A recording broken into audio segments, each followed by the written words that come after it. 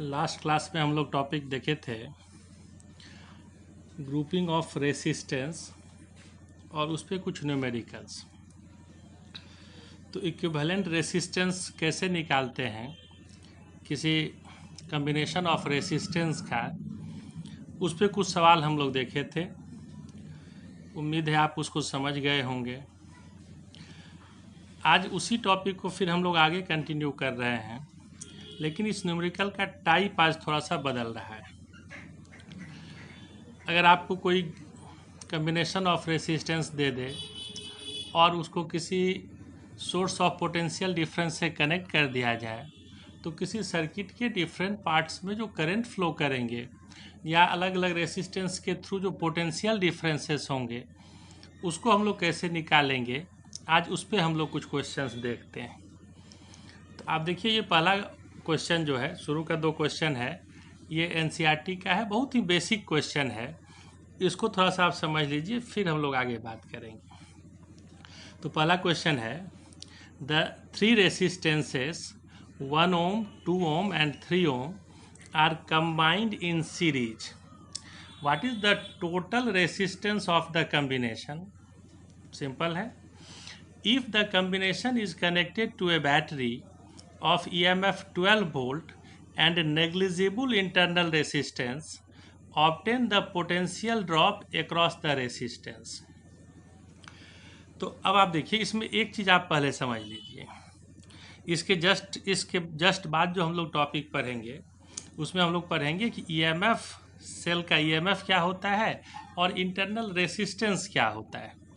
तो अभी आप थोड़ा सा इस बात को ध्यान में रखेंगे कि सेल का ईएमएफ, दैट इज सेल जो टोटल पोटेंशियल डिफरेंस सर्किट में प्रोवाइड करता है, और इंटरनल रेसिस्टेंस सेल के इनसाइड जब करंट फ्लो करता है दोनों टर्मिनल के बीच, तो वहाँ पे भी एक रेसिस्टेंस ऑफर किया जाता है, उसको हम लोग इंटरनल रेसिस्टेंस कहते हैं। तो सेल का जो इंटरनल रेसिस्टेंस होता है, जब आप किसी सर्किट में बहुत सारे रेसिस्टेंसेस को कनेक्ट करेंगे और फिर उसका हम लोग इक्विवेलेंट निकालेंगे, तो इंटरनल रेसिस्टेंस हम लोग देखते हैं कि वो हमेशा सर्किट के टोटल रेसिस्टेंस के सीरीज़ में होगा, और उसको हम लोग ऐसे साइड में बगल में थोड़ा सा उसको शो कर लेते हैं। तो इस चीज़ को थोड़ा ध्यान में रखिए, फिर आगे हम लोग इसको एक्सप्लेन करेंगे। तो इस सवाल में देखो, बहुत ही सिंपल सा ये है सवाल कि आप देखिए कि तीन रेसिस्टेंसेस हैं हमारे पास।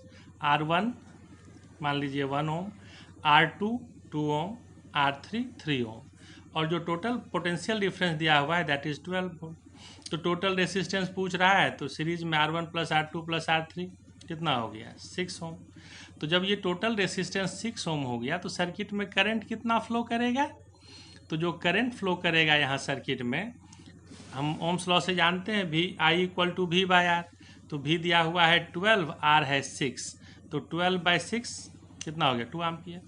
अब अगर हम डिफरेंट रेसिस्टेंसेस के थ्रू निकालना चाहें कि पोटेंशियल डिफरेंसेस कितना है, तो आप देखिए कि सबके अक्रॉस हम लोग जानते हैं कि सीरीज कॉम्बिनेशन में करंट सारे रेसिस्टेंस से सेम फ्लो करेगा, और रेसिस्टेंस का जो वैल्यू होगा उसके अकॉर्डिंगली पोटेंशियल डिफरेंस होगा। तो पोटेंशियल डिफरेंस पहले वाले रेसिस्टेंस R1 के अक्रॉस IR1, अब I है आपका 2, और ये पहले वाले का रेसिस्टेंस है 1 ohm, कितना हो गया, 2 वोल्ट। सेकेंड वाले के अक्रॉस जब निकालेंगे तो IR2, I इसके लिए भी 2 ही है, और R इसके लिए कितना है 2, 4 वोल्ट। और तीसरे वाले के लिए जब निकालेंगे IR3, तो अब इसमें देखिए कि I इसमें भी 2 ही है, और इसका रेसिस्टेंस है 3, कितना हो गया, 6 वोल्ट। तो आप देखेंगे कि इसमें सब में करंट सेम है, और तीनों पोटेंशियल डिफरेंस जब तीनों के क्रॉस हम लोग निकाल के ऐड करेंगे, 6 + 4 + 2 12, यानी ये टोटल पोटेंशियल डिफरेंस के बराबर हो जाएगा। बहुत आसान सा है। फिर आप देखिए दूसरा एक क्वेश्चन है, ये भी उसी तरह से है कि there are 3 resistors of 2 ohm, 3 ohm and 5 ohm combined in parallel with a battery of EMF 20 volt. What is the total resistance of the combination? Determine the current through each resistor and total current drawn from the battery. तो जब potential difference आपका, जब resistances parallel में है, तो potential difference सबके across same होगा, लेकिन अलग अलग रेसिस्टेंस के थ्रू करंट अलग अलग होगा। इसीलिए आपको इसमें कह रहा है कि अलग अलग के थ्रू आप करंट बताइए। तो इसको कैसे सॉल्व करेंगे? पैरेलल कॉम्बिनेशन में equivalent resistance 1/R equal to 1/R1 plus 1/R2 plus 1/R3, 1/2 plus 1/4 plus 1/5 कितना हो गया 19/20।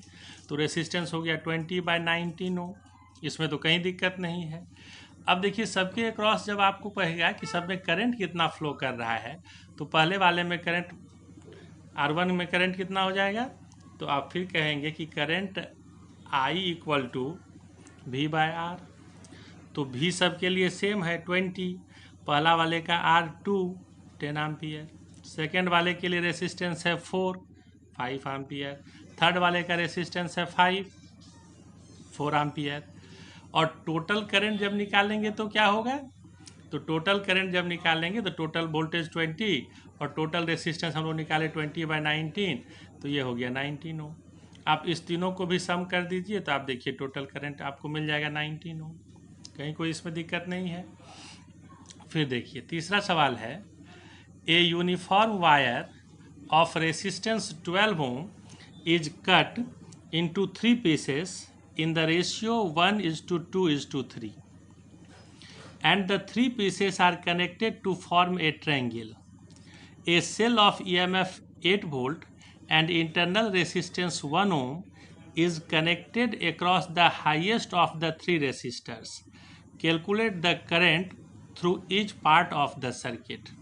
इसमें आपको हर एक के पार्ट में सर्किट पर लेग बनाना होगा और सर्किट के हर एक पार्ट में फिर आपको बताना है कि करंट कितना फ्लो करता है। तो पहले हम लोग देखें इसमें कि 12 ओम टोटल रेसिस्टेंस है और रेशियो है कितना 1:2:3। तो अगर हम ये मान लें कि पहले वाले पार्ट का रेसिस्टेंस x, दूसरे का 2x और तीसरे का 3x, 3 पार्ट में आप कट किए हैं और फिर इन तीनों को कैसे कनेक्ट किए हैं, तो कनेक्ट हम लोग किए हैं इसको एक ट्रायंगल के फॉर्म में। तो कैसा फिगर होगा, तो पहले आप देखिए यहाँ पे कि x + 2x + 3x equal to 12, 6x equal to 12, x equal to 2 ohm. तो x, 2x और 3x तो 2-3 रेसिस्टेंस था, कितना था, एक मान लीजिए R1 x 2 ओम, R2 2x तो 2 × 2 4 ओम और R3 कितना हो गया 3x यानी 6 ओम।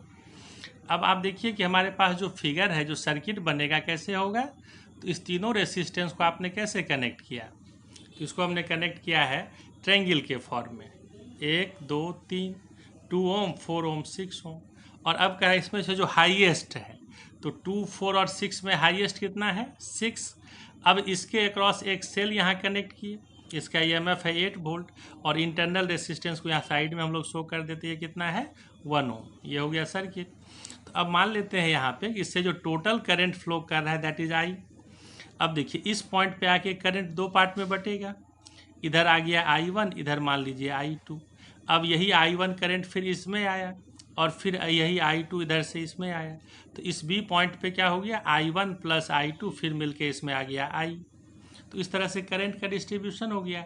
तो I1, इस दोनों में I1 करंट है तो ये दोनों कैसे है सीरीज में, तो R सीरीज इक्वल टू 2 + 4 6।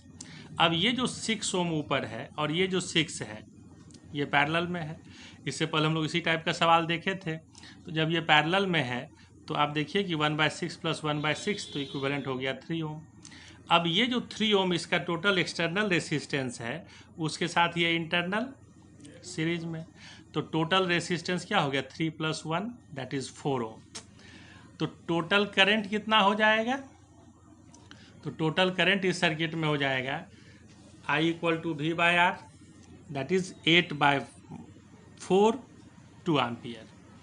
अब हम लोग को ये देखना है कि अलग अलग ब्रांच में कितना करंट, ये टोटल करंट हुआ, तो अलग अलग ब्रांच में करंट हम लोग क्या माने हैं I1 और I2। तो इधर जो ये I1 के लिए जब हम देखेंगे तो इस करंट को ड्रॉ कर रहा है ये दोनों रेसिस्टेंस मिल के। अब देखिए आप कि इसके लिए जब हम लोग रेसिस्टेंस यूज करेंगे I1 के लिए तो ये हो जाएगा दोनों मिल के, यानी दोनों सीरीज में है तो 6 ओम। अब हमने मान लिया कि यहाँ पे एक पॉइंट है A, एक यहाँ पे पॉइंट है B।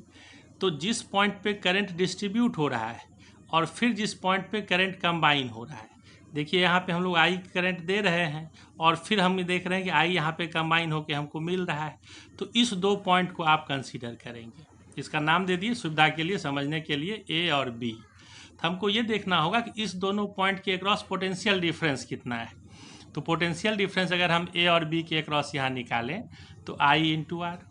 तो करंट आप ए पॉइंट पे कितना दे रहे हैं, जो टोटल करंट है 2 एम्पियर, और ए और बी के अक्रॉस रेसिस्टेंस कितना है, आप कहेंगे ए और बी के अक्रॉस रेसिस्टेंस ये और तीनों कनेक्टेड है, तो इसका इक्विवेलेंट हम लोग क्या देख रहे हैं, 3 ओम। तो आप कहेंगे कि भी जब हम निकालेंगे ए और बी के अक्रॉस तो आई हो गया 2, आर कितना हो गया 3 ओम, यानी 6 वोल्ट। तो अब ये 6 वोल्ट ए बी के अक्रॉस हो गया। तो I1 के लिए जब हम निकालेंगे तो भी ए बी के अक्रॉस, अब बाय आर, ऊपर जो I1 करंट है उसमें 2 और 4 दोनों है आपका सीरीज में, तो 2 और 4 सीरीज में 6, दैट इज 6/6 1 एम्पियर।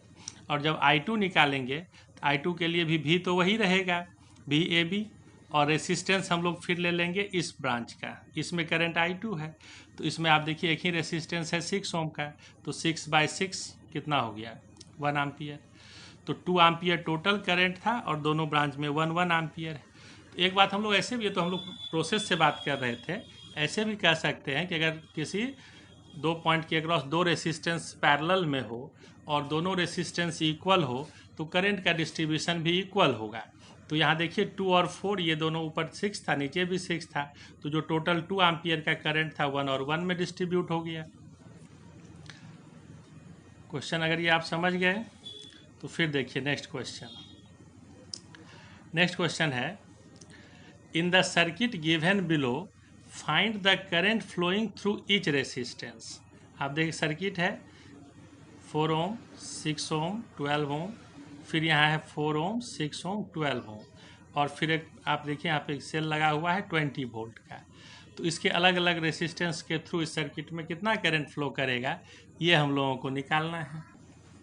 देखिए हम मान लेते हैं कि यहाँ से जो टोटल करंट फ्लो किया, जो आपको सर्किट में टोटल करंट मिला, कितना मिला आई।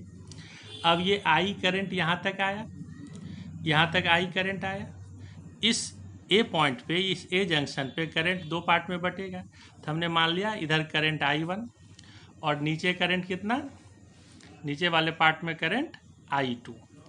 तो अब देखिए ये I1 ये I2, फिर ये दोनों इधर से I1 आया और फिर इधर से I2, और दोनों मिलके फिर यहाँ आ गया I। यहाँ पे फिर कितना करंट मिला आपको, इस यहाँ पे करंट मिला I। अब यहाँ पे I फिर 3 पार्ट में डिस्ट्रीब्यूट होगा, हमने मान लिया I3, I4 एंड I5, और फिर ये तीनों मिलके इधर जो करंट आएगा कितना आ जाएगा, इधर करंट फिर आपको मिल जाएगा I। तो इस तरह से हम मान लिए कि अलग अलग ब्रांच में करंट कितना है और अब इन सब का वैल्यू निकालना है। तो अब आप देखिए कि यहाँ पे ये 6 और ये 12, ये जो दोनों रेसिस्टेंस आप देख रहे हैं 6 और 12, ये दोनों पैरेलल में है, और ये 4, 6 और 12 ये भी पैरेलल में है, और फिर ये तीनों सीरीज में है। तो 6 और 12 का इक्विवेलेंट आप फार्मूला जान रहे हैं, इसमें कोई दिक्कत नहीं है, ये हो गया 4 ओम। फिर 6, 4 और 12 का इक्विवेलेंट निकालिए पैरेलल में, ये आपको मिल गया 2 ओम। तो टोटल रेसिस्टेंस कितना हो गया, ये 4, यहाँ आप देखिए यहाँ ये 4, इसका भी इक्विवेलेंट 4 और इसका इक्विवेलेंट 2, ये तीनों कैसे है सीरीज में। तो टोटल रेसिस्टेंस हो गया 4 + 4 + 2 यानी 10 ओम। तो अब टोटल करंट क्या हो गया आई = V/R। भी आपका कितना है दिया हुआ 20, टोटल रेसिस्टेंस है 10, टोटल करंट हो गया 2 एम्पियर। अब ये अलग अलग पार्ट में जो करंट है दैट इज I1 I2, ये कैसे निकालेंगे, तो बस कंसेप्ट वही है कि हम लोग ये देखें कि जिस पॉइंट पे करंट डिस्ट्रीब्यूट हो रहा है उसको हमने मान लिया यहाँ पे A, और ये दूसरा पॉइंट जहाँ कंबाइन हो रहा है B। अब A और B के अक्रॉस हमको पहले पोटेंशियल डिफरेंस निकालना होगा, तो A और B के across potential difference B = IR। तो I हुआ जो करंट आप उस जंक्शन पे दे रहे हैं, that is total current 2 ampere, और R कितना है, तो A और B के अक्रॉस 6 और 12 का इक्विवेलेंट है 4, तो AB के अक्रॉस पोटेंशियल डिफरेंस हुआ 2 × 4 8 वोल्ट। अब देखिए I1, ये जो करंट है I1 तो इस दोनों रेसिस्टेंस के अक्रॉस पोटेंशियल डिफरेंस है 8 वोल्ट। तो इधर जो करंट जाएगा उसके लिए ये रेसिस्टेंस, इधर जो करंट आएगा उसके लिए ये रेसिस्टेंस। तो अगर हम I1 निकालेंगे तो क्या हो जाएगा, I1 इक्वल टू V/R। तो V/R 8/6 यानी 4/3 एम्पियर। और I2 भी तो वही है, R हम लोग ले लेंगे अब नीचे वाले ब्रांच का, तो ये हो गया 8/12 2/3। अब इस दोनों को आप ऐड करके देखिए, तो जो टोटल करंट था 2 एम्पियर वही दो पार्ट में बटा है, तो 4/3 प्लस 2/3 कितना हो जाएगा 2 एम्पियर। फिर ये करंट आप देखिए कि आगे चल के फिर 3 पार्ट में बटा है, जिसको हम लोग I3 I4 और I5 कंसीडर किए हैं। तो अब यहाँ पे देखिए कि I3 I4 I5, फिर यहाँ पे करंट कितना दे रहे हैं हम लोग, टोटल 2 एम्पियर। अब ये 3 पार्ट में बटा और फिर यहाँ पे C पे जाके कंबाइन हो रहा है, तो पोटेंशियल डिफरेंस हम लोग निकालेंगे B और C के अक्रॉस, तो V इक्वल टू IR। तो I यहाँ पे भी हम लोग 2 दे रहे हैं और इसके अक्रॉस जो इक्विवेलेंट रेसिस्टेंस है वो है 2। तो देखिए क्या हो गया, B और C के अक्रॉस I2 RV2 कितना हो गया 4 वोल्ट। अब I3, तो V तो सबके लिए ही 4 है, R अलग अलग है 4 6 8। तो पहले वाले I3 में जब हम लोग निकालेंगे तो ये 4/4 1 एम्पियर। I4 जब निकालेंगे तो 4 दूसरे में रेसिस्टेंस था 6, तो 4/6 2/3 एम्पियर। और I5 4/12 जो तीसरा रेसिस्टेंस था 1/3 एम्पियर। अब फिर इस तीनों को आप सम कीजिए तो जो टोटल रेसिस्टेंस था 2 एम्पियर उसके बराबर आपको मिल जाएगा। तो इस तरह से हम लोग करंट अलग अलग ब्रांच में निकालते हैं ना। ये बहुत बेसिक कंसेप्ट का चीज़ है, इसको आप बिल्कुल अच्छे तरीके से समझिए। नेक्स्ट, अब देखो ये भी सवाल उसी टाइप का है जैसा पिछला था, सर्किट थोड़ा सा चेंज है। तो क्वेश्चन है find the current flowing through each resistance in the circuit shown in figure. इस सर्किट को आप ध्यान से देखिए, यहाँ पे रोक रहे हैं, सर्किट को ध्यान से देखिए। तो आप देखिए कि यहाँ 2 6 पैरेलल में, ये 3.5 सीरीज में, फिर इसका जो इक्विवेलेंट मिलेगा उसके साथ ये 5 पैरेलल में, फिर जो इक्विवेलेंट मिलेगा उसके साथ ये 2.5 सीरीज में, और फिर यहाँ पे देखिए 18 वोल्ट और यहाँ पे एक 1 ओम। तो यही सर्किट है। तो अब देखिए कि मान लेते हैं कि ये जो टोटल करंट यहाँ से हमको मिला, ये इसको हमने मान लिया I। अब ये I करंट यहाँ तक आया, इस पॉइंट पे करंट दो पार्ट में बटा I1 I2। I1 फिर यहाँ पे आया और फिर यहाँ दो पार्ट में बट गया, मान लीजिए I3 और I4। अब ये I3 और I4 जब यहाँ से तक पहुँचा तो I3 और I4, चूँकि ये I1 हमारा I3 और I4 में डिस्ट्रीब्यूट हुआ था, तो फिर ये दोनों कंबाइन होकर इसको मिल गया I1। और फिर देखिए I1 और I2 में ये I डिस्ट्रीब्यूट हुआ था, इधर से I1 और इधर से I2, दोनों मिलकर इसमें कितना आ गया I। अब यही फिर इसमें आ गया। अब देखिए इक्विवेलेंट रेसिस्टेंस आप जान रहे हैं, यहाँ पे थोड़ा शॉर्ट में हम बता रहे हैं कि ये 2 और 6 पैरेलल में है, इसका इक्विवेलेंट आप निकालिए हो जाएगा 1.5 ओम। अब ये 1.5 और 3.5 सीरीज में है, इक्विवेलेंट हो गया 5 ओम। अब ये 5 और ये 5 ये दोनों पैरेलल में है, कितना हो गया 2.5, और ये 2.5 और ये 2.5 फिर सीरीज में है, तो टोटल रेसिस्टेंस हो गया 5 ओम। इतना तो आप निकालना जानते हैं, तो हम यहाँ पे डायरेक्ट कर दिए कि टोटल रेसिस्टेंस कितना हो गया 5, और ये इसका जो एक इंटरनल है तो 5 + 1 6 ओम। तो टोटल करंट क्या हो जाएगा, I इक्वल टू V/R। अब V है 18, R टोटल निकाले हैं 6, तो 18/6 3 एम्पियर। अब गौर कीजिए कि हम लोगों को पहले निकालना है, तो I हमको मिल गया, यानी इस रेसिस्टेंस से तो करंट ऑलरेडी मिल गया, इससे भी हम लोगों को मिल गया। अब यहाँ जो करंट डिस्ट्रीब्यूट हो रहा है I1 और I2, तो पहले हम लोग को I1 और I2 निकालना है। तो I1 और I2 निकालने के लिए फिर इसका इस पॉइंट का नाम दे दिए A, इसका नाम दे दिए B।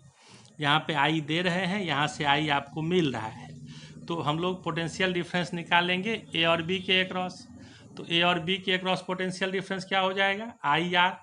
टोटल करंट आप दे रहे हैं A पॉइंट पे 3 एम्पियर, और R AB के अक्रॉस देखिए कि R कितना है 2.5, तो 3 × 2.5 ये हो गया आपका 7.5 वोल्ट।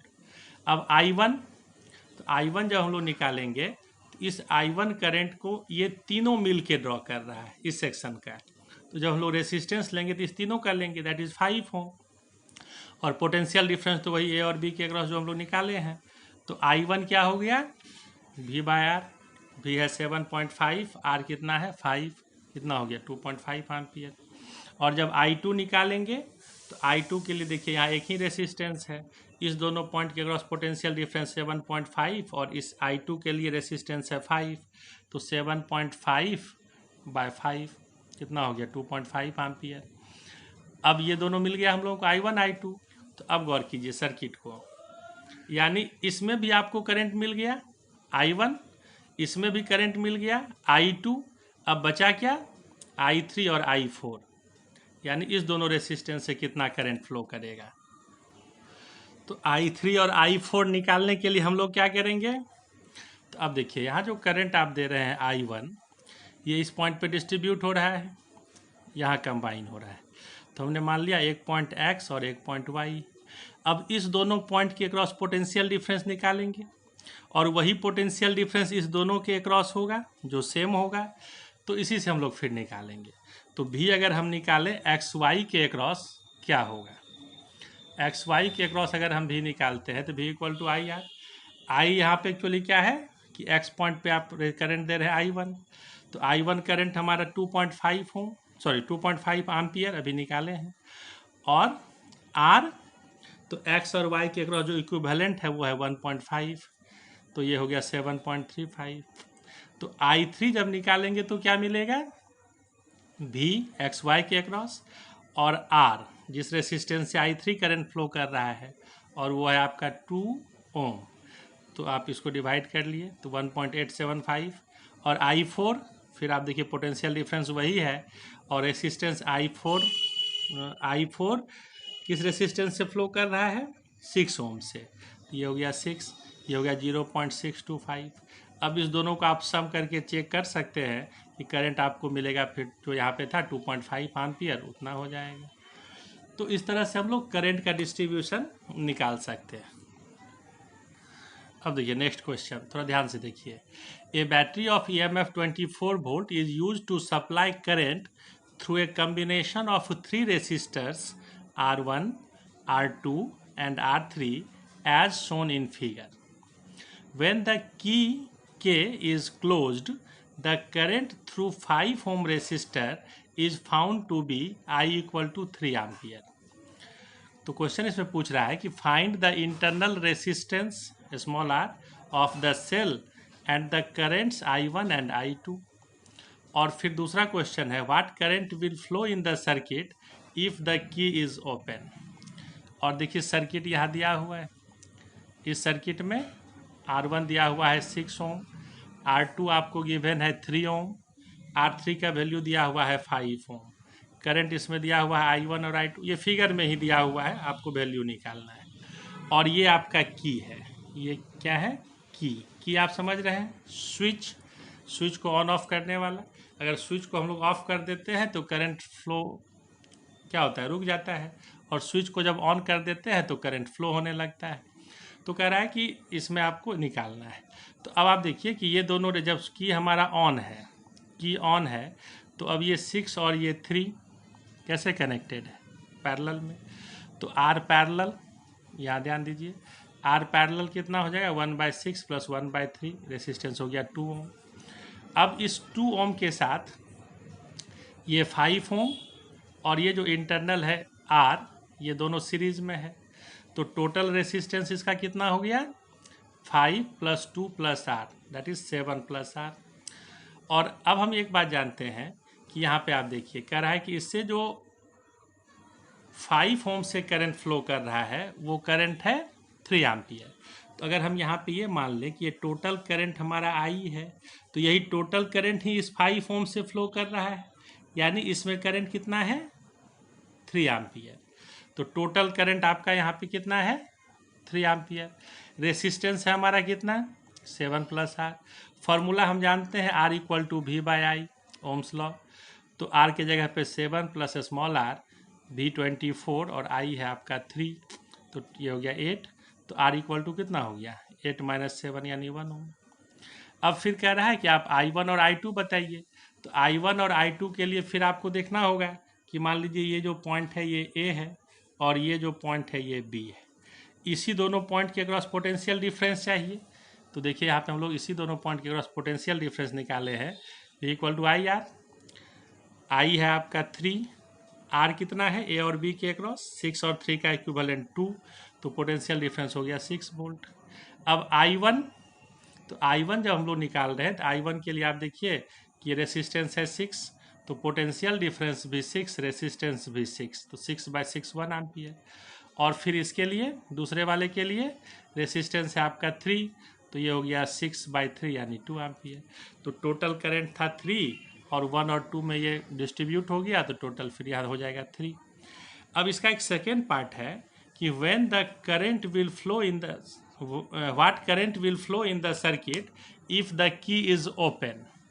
अब इस फिगर में देखिए इस की को अगर हम ओपन कर दें यानी इस ब्रांच में अब करंट फ्लो नहीं करेगा, तो आप बताइए कि तब क्या हो जाएगा, सर्किट में करंट कितना होगा। तो आप जनरली अगर यही क्वेश्चन क्लास में बनवाते हैं तो अक्सर लोग कह देते हैं कि जो 3 एम्पियर करंट था वही 3 एम्पियर इधर से आया और इधर नहीं जाके इस ब्रांच में भी करंट 3 एम्पियर फ्लो करते हुए आ जाएगा। लेकिन ऐसी बात नहीं है। जब अब देखिए कि हम लोग बात किए थे कि जब किसी रेसिस्टेंस से करंट फ्लो नहीं करे तो उस रेसिस्टेंस को हम लोग यूज़ नहीं करते। तो ये रेसिस्टेंस अब सर्किट में है ही नहीं, तो इसको देखना ही नहीं है। तो जो करंट इस 5 ओम से फ्लो किया वही करंट इधर 3 में आ गया, यानी अब ये दोनों हो गया सीरीज़ में और उसके साथ फिर ये भी सीरीज़ में। तो अब आप देखिए कि टोटल रेसिस्टेंस क्या हो जाएगा इस सर्किट का, तो total resistance R equal to हो जाएगा 5 + 3 + 1 दैट इज़ 9 ओम। तो total current I equal to कितना हो जाएगा, total current I equal to V/R। अब V है आपका 24 और R कितना है 9, तो 24/9 2.66 एम्पियर। यानी जब आप की को क्लोज कर देंगे तो टोटल करंट जो 3 एम्पियर था, सॉरी की को जब ओपन कर देंगे तो टोटल करंट जो पहले 3 एम्पियर था अब वो कितना हो गया 2.66 एम्पियर। तो अब ये करंट हमारा क्या होगा सर्किट में फ्लो करेगा। तो इस टाइप के कुछ क्वेश्चंस हैं, इसको आप बहुत कंसेप्ट के साथ देख के समझिए। कहीं दिक्कत हो तो आप उसको जो ग्रुप है उस पर पूछिए। लास्ट क्लास में भी कुछ होमवर्क दिए थे, लेकिन बहुत कम लोग ऐसे हैं जो ये पूछते हैं कि सवाल कोई नहीं बना। ऐसा तो नहीं है कि सारा सवाल सबको समझ में आ जाए या बन ही जाए, तो अगर नहीं बने तो पूछना चाहिए। तो देखिए जैसे हम लोग क्लास में जब क्लास करते, पहले भी आपको कहे थे कि क्लास में जब आप बैठते हैं तो उसका एक अलग होता है कि हम एक एक से पूछ लेते हैं, लेकिन यहाँ पे आपकी जिम्मेदारी थोड़ी ज़्यादा है। आपको केयर करना होगा कि जो भी आपको बताया गया वो आपको समझ में आया, कितना समझ में आया, या सवाल दिया गया, कुछ होमवर्क दिया गया, वो आपसे बना कि नहीं बना, ये आपको देखना होगा। और इसमें देखिए एक जो आपको कह सकते हैं कि जो प्लस पॉइंट है कि आपके पास जब ये इस तरह का वीडियो मिलता है आपको, तो उसको आप बार बार देख सकते हैं। तो ये एक फ़ायदा भी तो है कि किसी भी चीज़ का देखिए दो पहलू होता है ना, कुछ उसका प्लस पॉइंट होता है, कुछ नेगेटिव पॉइंट होता है। तो यहाँ पे आप एक चीज़ है कि एक ही चीज़ को आप बार बार देख सकते हैं, सुन सकते हैं, उसको समझने का कोशिश कीजिए। तो अगर इस तरह से आप थोड़ा सा एक्टिव रहेंगे तभी आप समझ पाएंगे। अब देखिए जैसे ये टॉपिक हम लोग यहाँ पे देख रहे हैं, ग्रुपिंग ऑफ रेसिस्टेंस पे जो न्यूमेरिकल हम लोग देख रहे हैं, इस टॉपिक को तो हम आसानी से जंप कर सकते थे। पहले आपको कहे कि CBSE के सिलेबस में नहीं है, हो सकता है बिहार बोर्ड से भी हटा दिया गया हो, लेकिन क्योंकि ये बहुत बेसिक कंसेप्ट है, इसको समझे बिना तो हम लोग आगे बढ़ नहीं सकते, इसीलिए ये हम बता रहे हैं। और अगर आप इस तरह से केयर नहीं करेंगे तो फिर कोई फ़ायदा होगा नहीं। इसीलिए जो भी आपको मिले इस तरह का, तो आप उसको पहले देखिए, प्रॉपर वे में समझिए, है ना। कहीं दिक्कत हो तो वो पूछिए। इतना अगर आप समझ जाते हैं तो फिर आप आगे के लिए तैयार होते हैं। और अगर आपको समझ में नहीं आएगा तो आगे फिर जब हम लोग किरचॉफ्स लॉ और थोड़ा भारी सवाल सब आएगा तो फिर वो आपसे बनेगा नहीं। ये सब बेसिक चीज़ है, इसको जानना समझना बहुत ज़रूरी है। तो थोड़ा सा केयरफुल होइए और फिर आगे बढ़िए ध्यान से। तो अगर इतना आप समझ लिए तो इस पर ये मेन टाइप का क्वेश्चन था। इसमें भी अब देखिए कुछ अलग अलग ट्रिक का क्वेश्चन आ जाता है कि सर्किट में कुछ अलग चेंज हो सकता है। तो फिर अगला एक क्लास उस पर भी हम लोग रखेंगे, कुछ और सवाल इस पर बनाएंगे और फिर हम लोग इस टॉपिक को ख़त्म करके फिर आगे बढ़ेंगे। तो केयरफुल रहिए, थोड़ा ध्यान दीजिए, पढ़ाई कीजिए और फिर आगे बढ़िए। तो आज के लिए इतना ही। Thank you.